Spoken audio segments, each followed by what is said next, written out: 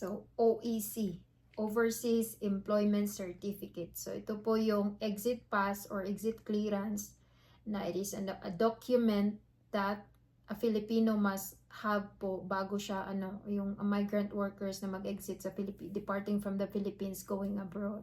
So, itong program po na yung caregiver na inilunsad nung 2019, yung caregiver for sa childcare at saka sa elderly, wala po yung OEC, yung Bound for Canada. But then rules changes, ang Pilipinas ni-request na. So during yung mga 2023 or mga early 2023, meron na marami nang nababalita na hold sa Clark, Pampanga or any terminal sa Manila na hindi nakakalabas dahil ang mga officer doon, hindi lahat sila na-brief na ito palang program na to walang OEC. But then yung iba, wala na offload na, hindi na makaalis because wala nga pong OEC. So ito pong OEC, kung paano po siya kukunin ngayon.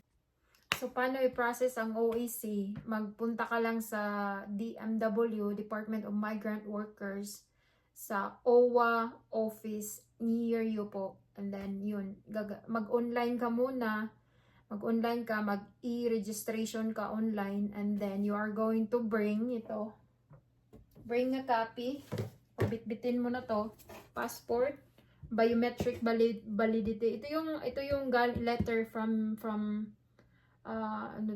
yung sa immigration na hiningi sa'yo na yung biometric collection mo. And then yung visa, job offer, ticket mo, yung ticket mo na na-book na if you're from Philippines, papuntang Canada, o bitbitin mo siya, kasali siya sa requirements. So, you can do this the whole day. Tapos, matatapos mo to one day or whole day siya. Tapos, ang PIDOS is Tuesday and Thursday.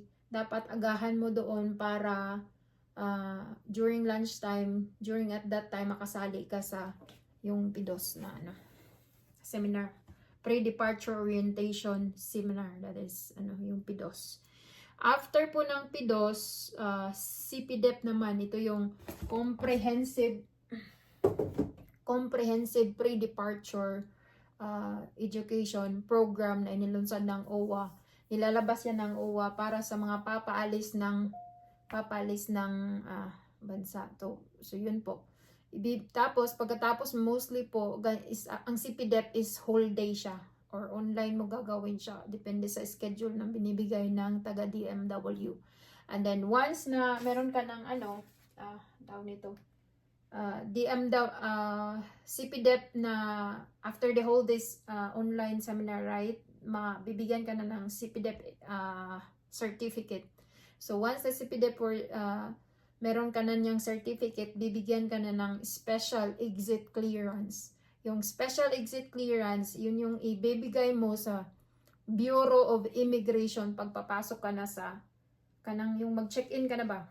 Yung papasok ka na, magsasakay ka na ng eroplano, schedule na ng flight mo. Ibibigay mo yung special exit clearance. Ito yung mga yung mga nabigyan ng visa. Let me see, what's the date? Ito yung special, once ang special exit clearance is received, kailangan mo nang bayaran ang OWA membership mo, and then special exit clearance will be given to those who receive visa before May 31, 2024.